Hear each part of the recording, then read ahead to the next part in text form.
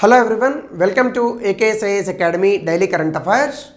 So ముందుగా నిన్నిచ్చినటువంటి క్వశ్చన్లో కనుక మనం చూస్తే ఎఫ్డిఐ ఇన్ఫ్లోస్ మనకి భారతదేశానికి వచ్చేటటువంటి దాంట్లో మొట్టమొదటి స్థానంలో ఉన్నది మారిషస్ అండి. ఫస్ట్ స్థానం సింగపూర్ అండి. సో దాని తర్వాత మారిషస్ ఉంటుంది. మూడవ స్థానంలో మనకి అమెరికా ఉంటుంది. సో థర్డ్ లార్జెస్ట్ ఆన్సర్ అనమాట. సో అలాగే before we go to the session small announcement.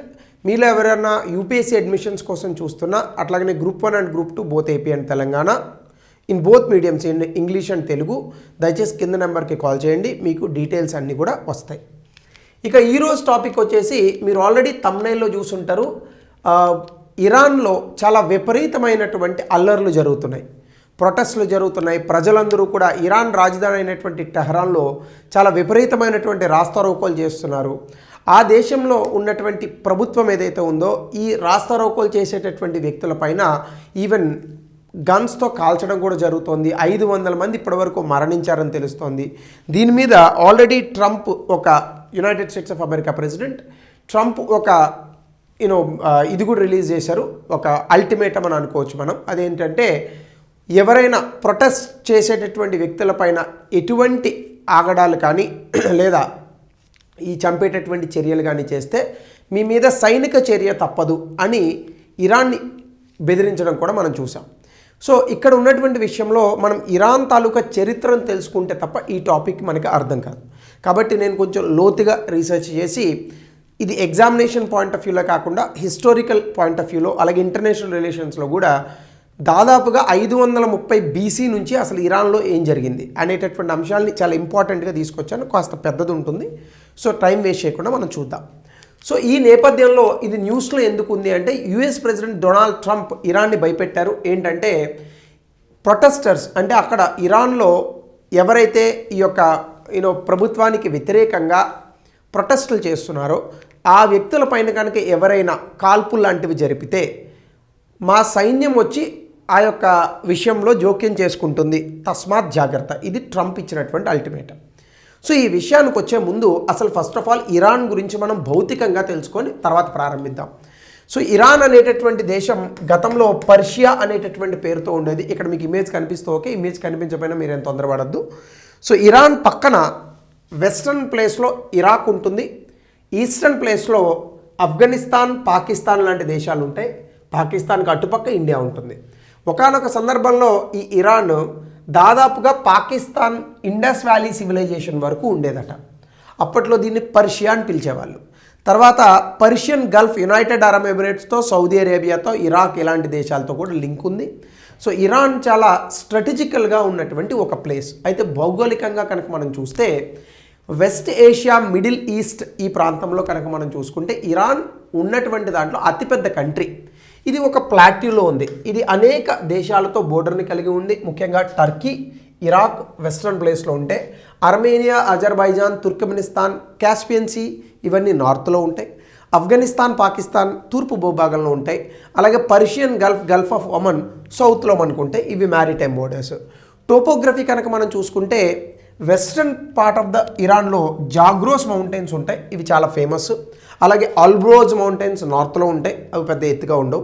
అలాగే మౌంట్ దమావన్ ఇరాన్ తాలూకా హయ్యెస్ట్ పీక్గా చెప్తారు. ఇది భౌగోళికంగా అక్కడ ఉన్నటువంటి సమాచారం. అట్లానే డిజర్ట్ కనుక మనం చూసుకుంటే ఇరాన్లో చాలా ప్రాంతాలు మనకి ఎడారులుగా ఉన్నాయి. దస్త్ ఈ కబీర్, దస్త్ ఈ లత్ అనేటటువంటి ప్లేసెస్ ఏవైతే ఉన్నాయో సెంట్రల్ అండ్ ఈస్టర్న్ రీజియన్స్లో మనకి డిజర్ట్స్ కూడా కనిపిస్తాయి. అట్లానే క్లైమేట్ కనుక మనం చూసుకుంటే సబ్ ట్రాపికల్ క్లైమేట్ ఉంటుంది. కాస్పియన్ కోస్ట్ నుంచి ఎరిడ్, సెమీ ఎరిడ్ ఉంటుంది లోపలికి వచ్చేటప్పటికి. సో కాబట్టి కొంత అంత అద్భుతమైనటువంటి పంటలు పండేటటువంటి ప్రాంతం ఏమీ కాదు. అలాగే రీసోర్సెస్ కనుక మనం చూసుకుంటే ఇరాన్లో చాలా అద్భుతంగా మనకి ముడి చమురు దొరుకుతుంది. దీన్ని అమ్ముకునే ఎక్కువగా ఇరాన్కి డబ్బులు వస్తూ ఉంటాయి. అలాగే న్యాచురల్ గ్యాస్ కూడా దొరుకుతుంది. మినరల్స్ ముఖ్యంగా కాపర్, ఐరన్ ఓర్ కూడా ఎక్కువ దొరుకుతూ ఉంటాయి. సో ఇవన్నీ కూడా ఇరాన్ తాలూకా సొంతం. ఇవి అమ్మే ఎక్కువగా ఇరాన్ డబ్బులు సంపాదిస్తూ ఉంటుంది. అయితే ఒక్కసారి ఇరాన్ తాలూకా టైం లైన్ని కనుక మనం గమనిస్తే ఇది కాస్త పెద్దది ఉంటుంది, దయచేసి మీరు సమయం వెచ్చించాలి. 550, 330 BCలో అంటే క్రీస్తుకి పూర్వం ఈ ప్రాంతంలో అకామినెడ్ డైనెస్టీ అని ఉండేది. వీళ్ళు first Persian empire.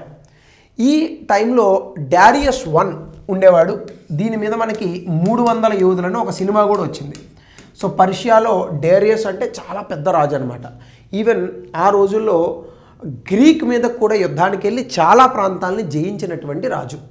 Aegean see నుంచి లిబియా, ఇండస్ వ్యాలీ సివిలైజేషన్ వరకు దాదాపుగా యూరోప్లో ఉన్నటువంటి చాలా ప్రాంతము, ఇప్పుడు ఉన్నటువంటి ఇరాన్, ఇరాక్, దాంతో పాటుగా ఇండియా వరకు కూడా ఇరాన్ పర్షియన్ సామ్రాజ్యం విస్తరించి ఉండేది. అయితే క్రీస్తు పుట్టిన తర్వాత 6వ శతాబ్దం 7వ శతాబ్దం వచ్చినటువంటి సమయంలో అప్పుడే మనకి ఇస్లాం అనేటటువంటిది ప్రవేశిస్తుంది. తర్వాత అరబ్బులు చాలా స్ట్రాంగ్ అవుతారు. ఈ అరబ్బులు ఈ పర్షియన్ ప్రాంతాన్ని దండెట్టు వస్తారు. అప్పుడు అక్కడ ఉన్నటువంటి ససానిద్ డైనెస్టీ అనేటటువంటిది పోయి ఇస్లామిక్ రూల్ అంటే ముస్లిమ్స్ ఆక్యుపేషన్ అనేటటువంటిది ఈ ప్రాంతంలో చాలా పెరుగుతుందన్నమాట. యునైటెడ్ అరబ్ ఎమిరేట్స్ కానీ ఇప్పుడు ఉన్నటువంటి దుబాయ్ ఈ ప్రాంతం నుంచి వచ్చినటువంటి వ్యక్తులు ఎక్కువగా ఈ ప్రాంతాన్ని, సౌదీ అరేబియా ఈ ప్రాంతాన్ని, అక్కడ నుంచి వచ్చినటువంటి రాజులు ఈ ప్రాంతాన్ని జయిస్తారనమాట. 9వ శతాబ్దం వచ్చేసేటప్పటికి మోడర్న్ పర్షియన్ లాంగ్వేజ్ వచ్చింది. ప్రపంచంలో ఈరోజు ఇంగ్లీష్ ఎట్లా అయితే ఉందో ఆ రోజుల్లో పర్షియన్ భాష అంత అద్భుతంగా ప్రపంచం అంతటా పరిడి వెళ్ళింది. తర్వాత అక్కడి నుంచే మనకి అరబిక్ స్క్రిప్ట్లో ఈ పర్షియన్ లాంగ్వేజ్ అనేటటువంటిది ఉండేది. సో అరబ్ పర్షియన్ లాంగ్వేజెస్ చాలా ఫేమస్ అయ్యాయి. తర్వాత అలా నడిచింది కొంతకాలం, చాలా డైనెస్టీస్ వచ్చాయి. కానీ మోడర్న్ లైన్లో కనుక మనం చూసుకుంటే ఆధునిక యుగం ప్రవేశించినప్పుడు 1794లో ఖాజర్ డైనెస్టీ అనేటటువంటిది వచ్చింది. అప్పటి నుంచే ఆధునిక పర్షియన్ పరిపాలన అనేటటువంటిది మొదలైంది. తర్వాత కొన్ని రోజులకి రకరకాల డైనెస్టీలు మారుతూ వచ్చాయి, మనం అన్ని గుర్తుపెట్టుకోలేము కాబట్టి 1921 ఆ సమయం వచ్చేసేటటువంటి నాటికి రజా ఖాన్ అనేటటువంటి వ్యక్తి ఇక్కడ పర్షియా ప్రాంతాన్ని పూర్తి స్థాయిలో చేజిక్కించుకున్నాడు. తర్వాత రజా షా పహ్లావి డైనెస్టీ, పహ్లావి అని కూడా అంటారు. ఈ రజా షా పహ్లావి డైనెస్టీ ఎక్కువగా ఇది షా డైనెస్టీగా ఫేమస్ అయింది. ఇక్కడ పహ్లావి డైనెస్టీని తీసుకొస్తారు. తర్వాత 1941 ప్రాంతంలో ఈ ప్రాంతాన్ని ఆక్రమించుకోవాలని జర్మనీ లాంటి దేశాలు చాలా ప్రయత్నించాయి.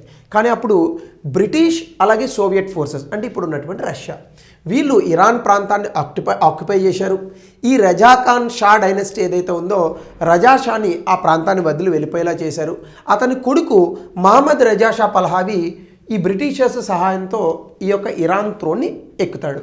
అంటే మనం ఒక రకంగా కనుక చూసుకుంటే చరిత్రలో ఇరాన్ అనేటటువంటిది ఒక మొనార్కీ అనేటటువంటిదిగా చెప్పచ్చు అనమాట. అంటే రాజుల పరిపాలనకు చెందినటువంటి ఒక పరిపాలన.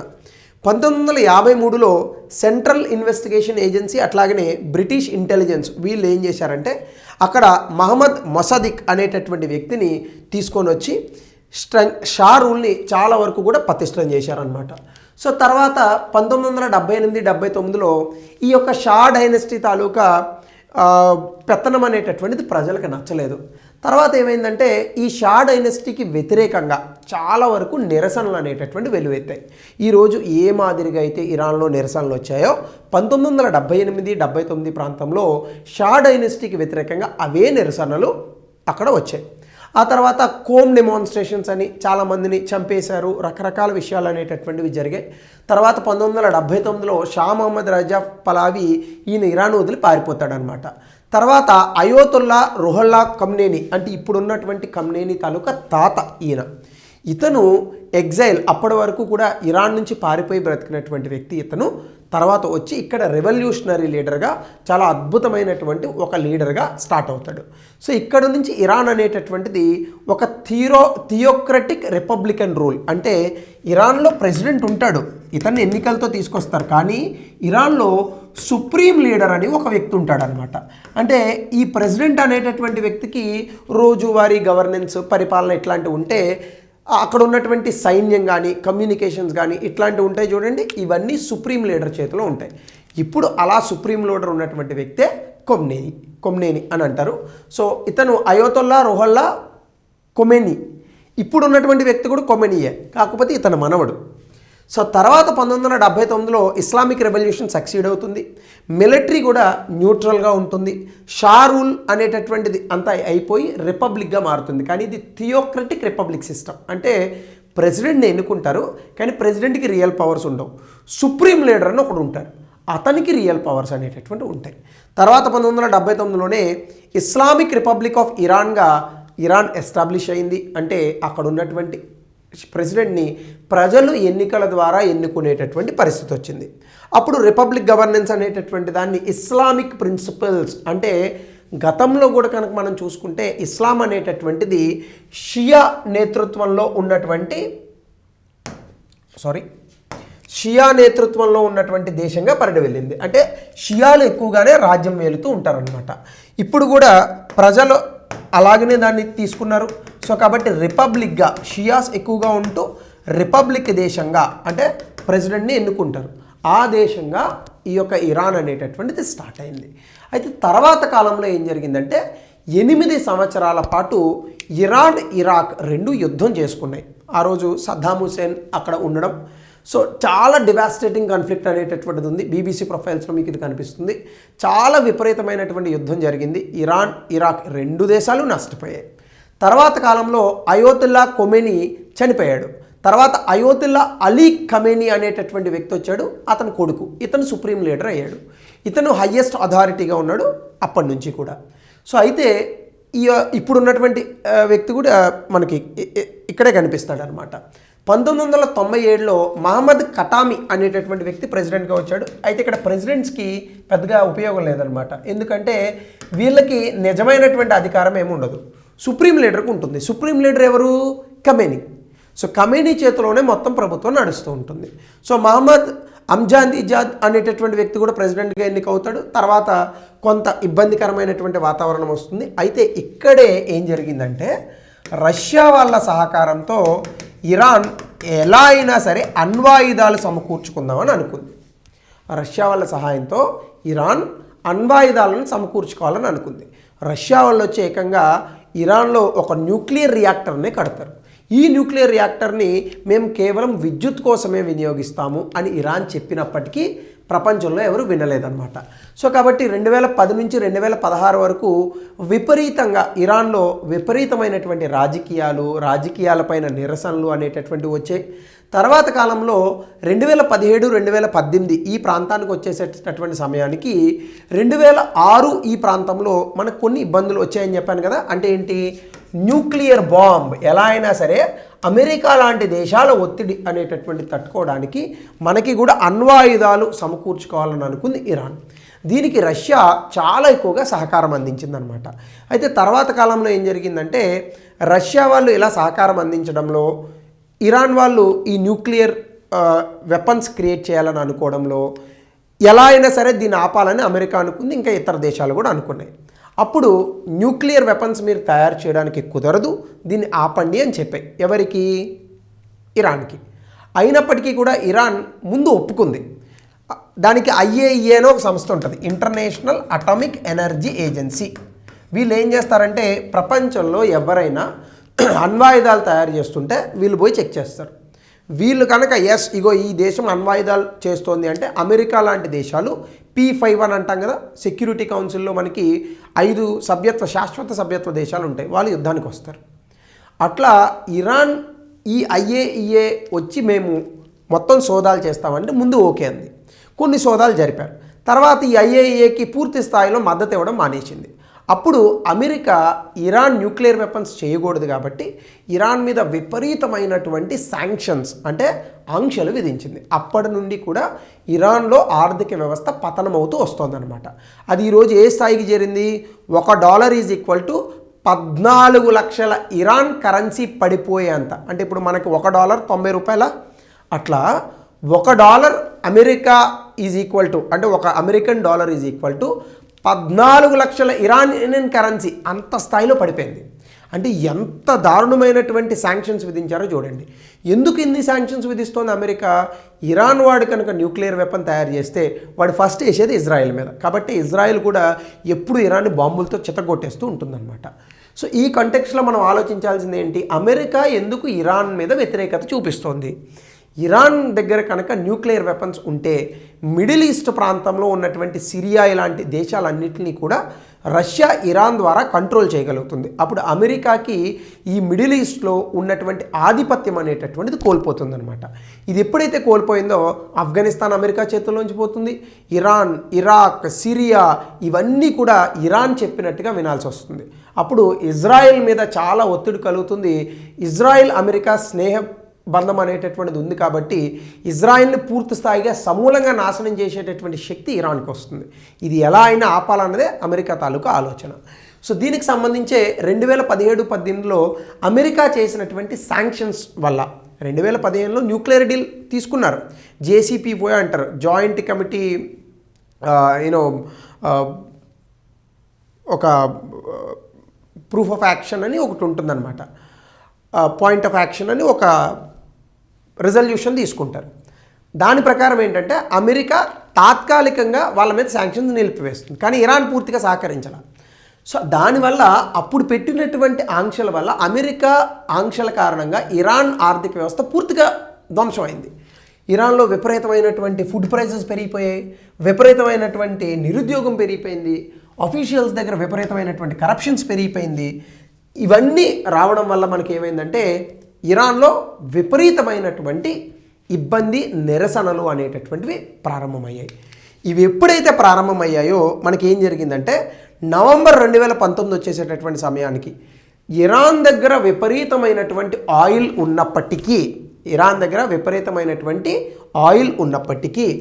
ఇరాన్లో ఫ్యూయల్ ప్రైసెస్ అంటే ఇరాన్ దేశంలో ఉన్నటువంటి క్రూడ్ ఆయిల్ విపరీతంగా పెరిగిపోయింది. ఏది ఆ దేశంలోని చమురున్న ఫ్యూయల్ ప్రైసెస్ పెరిగిపోయాయి. దీనివల్ల జనాలు రాస్తారోకాలు చేశారు, నిరసనలు చేశారు, రోడ్లు, స్టోర్లు, బ్యాంకులు ఇవన్నీ కొల్లగొట్టడం ప్రారంభించారు. వందలాది మందిని ప్రభుత్వమే చంపేసింది. దీని కారణంగా అరెస్టులు జరిగాయి. టెంపరీగా ఇంటర్నెట్ని కూడా కట్టేశారు ఇరాన్లో. ఇలా ప్రజలు విపరీతమైనటువంటి నిరసనలు 2019 నుంచి చేయడం ప్రారంభించారు. మధ్యలో ఇరాన్ ఇంటర్నేషనల్ అంటే మనం కంటెక్చువల్గా కనుక చూసుకుంటే ఖచ్చితంగా నాటో సభ్యత్వ దేశాలు ఏవైతే ఉన్నాయో విపరీతమైనటువంటి ఆంక్షలు విధించాయి. అలాగే ఇరాన్ కూడా వెనక్కి తగ్గకుండా నేను ఎలా అయినా న్యూక్లియర్ వెపన్స్ తయారు చేస్తాను, మిమ్మల్ని కొడతాననేటటువంటిది బెదిరింపులకు దిగింది. ఇది ఎప్పుడైతే జరిగిందో ఇంకా విపరీతమైనటువంటి ఆంక్షలు పెట్టారు. అలాగనే చాలా ప్రొటెస్ట్ జరిగినప్పుడు 22 సంవత్సరాల మాసా అమీని అనేటటువంటి ఒక అమ్మాయిని ప్రొటెస్ట్లో చంపేశారు. దాని కారణంగా అక్కడ ఉన్నటువంటి ఆడవాళ్ళు తిరగబడి ఉమెన్ లైఫ్ ఫ్రీడమ్ అంటే ఆడవాళ్ళకి జీవితము, స్వేచ్ఛ ఉండాలి, ఇరాన్లో ఇవేవీ లేవు, ఇది ఎక్కడ ప్రభుత్వం అని ప్రభుత్వం మీద నిరసనలకు దిగడం ప్రారంభించారు. తర్వాత సెక్యూరిటీ క్రాక్డౌన్ జరిగాయి. ఎవరైతే నిరసనకారులు ఉన్నారో వీళ్ళందరి మీద కూడా వందలాది మందిని చంపడం అనేటటువంటిది జరిగింది ఇరాన్లో. సో అట్లానే కనుక మనం చూస్తే 2023-24కి ఇది జరుగుతూ వస్తుంది. సో విపరీతమైనటువంటి ఆర్థిక పరంగా, సామాజిక పరంగా అండ్రెస్ట్ అనేటటువంటిది వచ్చేసింది. అంటే నిరసనలు వచ్చేసాయి. ఇంకా ప్రభుత్వం మీద ఎవరికి నమ్మకం లేదు. ఎవరైతే ఖమేనీ ఉన్నాడో సుప్రీం లీడర్, అతన్ని దిగిపోమని, అసలు గట్టిగా మాట్లాడితే ఇతను దొరికితే చంపేస్తామని, లిబియాలో ఎలాగైతే గడాఫీని చంపారో, ఇరాక్లో ఎలాగైతే సద్దాం హుసేన్ చంపారో, ఇప్పుడు మధ్యలోనే ఎట్లయితే ఎత్తుకొచ్చారో ఆ స్థాయిలో ఖమేనీని కూడా చంపుతాము అనేటటువంటి విషయంలో అమెరికా చెప్పడం, ప్రజలు కూడా ఇరాన్లో విపరీతంగా నిరసనలు చేయడం, దీనివల్ల లోకల్ ప్రొటెస్ట్ పెరిగిపోయి డొమెస్టిక్ సిచ్యువేషన్ ఇరాన్లో సందిగ్ధమైనటువంటి పరిస్థితి వచ్చింది. ఆర్థికపరమైనటువంటి సవాళ్ళు వచ్చాయి. ఎవడికి ఉద్యోగాలు లేవు, యూత్ అంతా రోడ్ల మీద ఉన్నారు, తిండి దొరకట్లేదు, చిన్నపిల్లలు చనిపోతున్నారు, హాస్పిటల్స్ లేవు. ఇన్ని ఇబ్బందులు ఇరాన్లో వచ్చాయి. 2025లో ఏం జరిగింది? దీంతో పాటుగా ఇంకా అమెరికా శాంక్షన్స్ పెంచింది ట్రంప్ వచ్చాక. దీనివల్ల ఆర్థికపరమైనటువంటి పతనం. ఒక Iranian currency is equal to almost all 14 లక్షల Iranian currency is equal to $1 అంత స్థాయిలో పడిపోయింది. సో క్యాపిటల్లో ఇన్ఫ్రాస్ట్రక్చర్ లేదు, వాటర్ సప్లై లేదు, ప్రజలు విపరీతమైనటువంటి ఇబ్బందుల్లో ఉన్నారు.